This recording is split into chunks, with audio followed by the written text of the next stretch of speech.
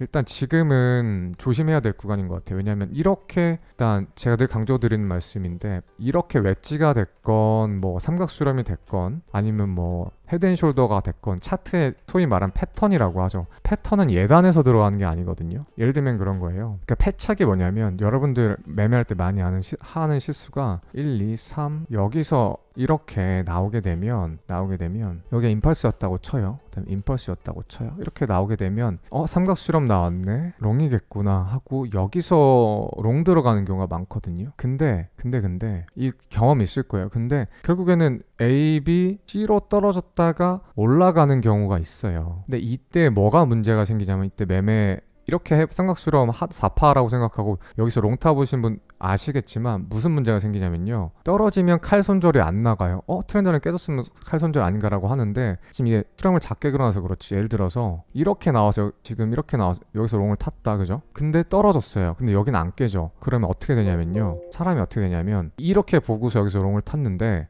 어떻게 되냐면 이렇게까지 떨었다 다시 올라가거든요. 그럼 이렇게 되고 있어. 그러면 삼각수렴 연장이네. 그러면 여기서 숏 탔던 거 손절치고 다시 여기서 또 숏 타, 또 롱 탔던 거 손절치고 롱 또 들어가거든요. 근데 이게 한 번 더 깨져. 근데 여기는 안 들어왔어. 그럼 더 연장시켜. 그럼 이렇게 그려지거든요. 또 롱 다 깨져. 그럼 이때 손절 나와. 그러면 이 삼각수렴 때문에 오파 하나 먹으려고 삼각수렴 손절이 3번 나가요. 저도 이랬던 적이 있거든요. 이거 경험 있으실 거예요. 삼각수렴 매매 해보신 분들. 이거 분명히 있어. 제가 단언한데 100명은 있을 거예요. 시청자 중에. 저도 옛날에 이래서 삼각수렴 때 롱을 안 타거든요. 이거 여기서. 왜냐면 자꾸 연장돼서 롱 타. 그리고 내가 롱 탔던 거 관점을 봤기 때문에 롱으로 먹어야겠다는 약간 보복 심리라고 해야 되나? 이렇게 그런 게 쇼부를 보려고 자꾸 심리가 생겨서 여기서 손해를 보게 되는데 그래서 저는 삼각수렴 하단에서 롱 안 타거든요. 오파 올라갈 거 예단하고 특히 좀 이런 경우가 또 실제로 언제 있었냐면 옛날 차트 보여드리면 저도 여기서 손절 났던 구간이 있어서 기억을 하는 건데 어디였지? 8년이 아니었나?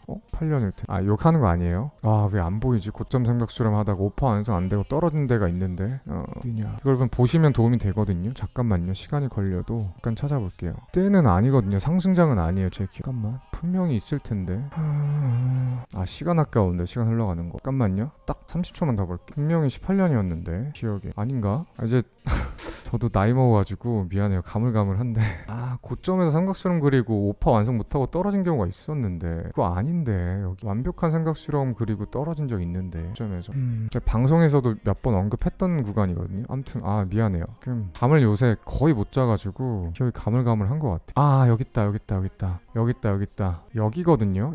여기가 언제냐면 19년 8월이네. 진짜 퇴물 다 됐다. 8년 8월인 줄 알았는데 19년 8월 여기거든요. 여기 보시면 진짜 굉장히 완벽한 삼각수렴이었어요. 이때 엘파 보시는 분들, 특히 엘파 보시는 분들 여기 오파 고점 올라갈 거라고 생각 되게 많이 했거든요. 특히나 이 상황이 언제였냐면 저점 3,000달러 치고 14,000까지나 스트레이트로 쭉 올랐다가 첫 조정 ABC 받고 반등 나온 구간이었어요. 근데 보시면 여기 반등이 되게 예뻤던 게 고점 3,000에서 14,000 올라오고 ABC로 예쁘게 반등 나왔죠. 그다음 반등 나온 게 1, 2, 3, 4, 5 임펄스 나왔죠. ABC 좀 깔끔하게 나왔죠. 여기가 보면 1, 2, 3, 4, 1, 2, 3, 4, 5에 3파 나왔고 여기 하나 더 있거든요. 그럼 1, 2, 3, 4, 5 나올 거라고 다들 생각했던 구간인데 고점에서 삼각수렴 다 그래서 여기서 롱 탔다가 다 여기 손절 났거든요. 사람들 엘파 보시던 분들. 근데 결국에는 ABC였다. 결국에는 ABC였다. 그리고 떨어져서 결국엔 이때도 지옥 가서 결국에는 저기가 고점 매물세 쌓고 지옥 간 이 자리거든요. 결국에 코로나 때 3,000달러까지 빠지게 된 고점 매물대 쌓은 이 자리인데 이런 경우도 있어요. 그래서 다시 돌아와서 패턴은 어떻게 활용하냐면 그래서 결론적으로 삼각수렴 패턴 예로 들었을 때 나와서 완성될 거라고 생각하고 위에서 숏을 치거나 밑에서 롱을 치거나 이게 2가 됐건 3이 됐건 4가 됐건 5가 됐건 그렇게 쓰는 게 아니라 패턴이 완성되고 지지저항이랑 넥라인이 돌파될 때 이때 시장가로 들어가는 거거든요. 미리 예상하는 게 아니라 시장가로 돌파하면 왜냐면 삼각수렴 같은 경우는 보통 패턴이 완성될 때 강하게 방향이 수직으로 아니면 하강으로 나오고 거래량이 동반되면서 상승의 크기가 이 삼각수렴 입구 크기만큼 나오거든요. 그래서 이렇게 TP를 찾고 방향을 찾는 데 활용하는 거지 수렴 중에 포지션을 들어가는 게 아니거든요. 예를 들어서 똑같이 헤드앤숄더 패턴도 뻑큐 아니에요. 헤드앤숄더 패턴도 이렇게 됐다라고 해서 여기서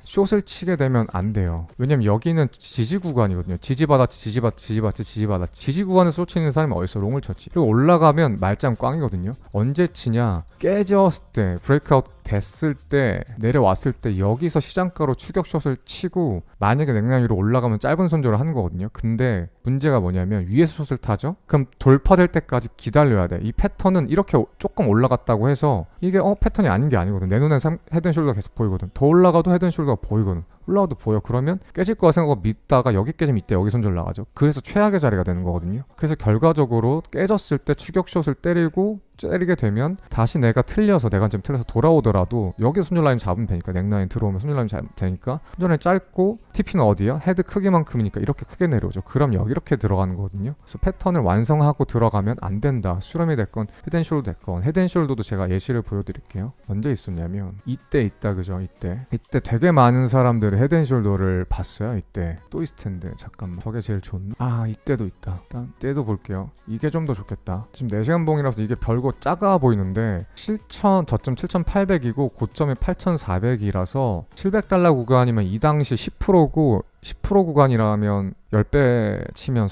청산 나간 구간이거든요. 이때 사람들이, 저도 그랬고 저 포함, 여기 레프트 숄더, 헤드, 라이트 숄더를 보고 넥라인을 봤어요. 근데 여기서 이제 붕괴될 거다. A, B, C로 올라왔기 때문에 다시 A, B, C, A, B, C로 이렇게 여기까지는 매물대 하단까지는 안착될 거다라고 헤드 숄더를 봤던 사람들이 어떻게 됐냐면 예단하고 숏을 들어가게 되면 손절을 못 쳐요. 이만큼 올라갔다고 여기 레프트 숄더, 헤드, 라이트 숄더 없어지는 게 아니거든. 이만큼 올라왔다 해도 결국엔 손절이 여기서 크게 나갈 거예요. 이래서 안 좋고, 다른 구간도 있어요. 해숄이 그래서 잘 안 나와요. 생각보다 리버스 해숄도, 역해숄도 잘 안 나오고요. 이때도 보시면 이때는 약간 애매하긴 한데 그래도 이때도 해숄로 보셨던 분들이 있을 거예요. 그리고 공부 좀 했다는 분들은 더블 라이트, 더블 레프트, 더블 라이트까지 올라가서 떨어질 거다. 그래서 여기서 쇼치는 사람도 있었거든요. 이렇게 보고 공부 좀 했다. 그럼 해셜이 아니고 이건 더블 윙이다. 이것도 아니었죠. 그래서 미리 예견하고 들어가는 게 아니라 패턴의 완성은 완성됐을 때 들어가는 거다. 이게 정석이거든요. 근데 그래서 이제 설명이 길었는데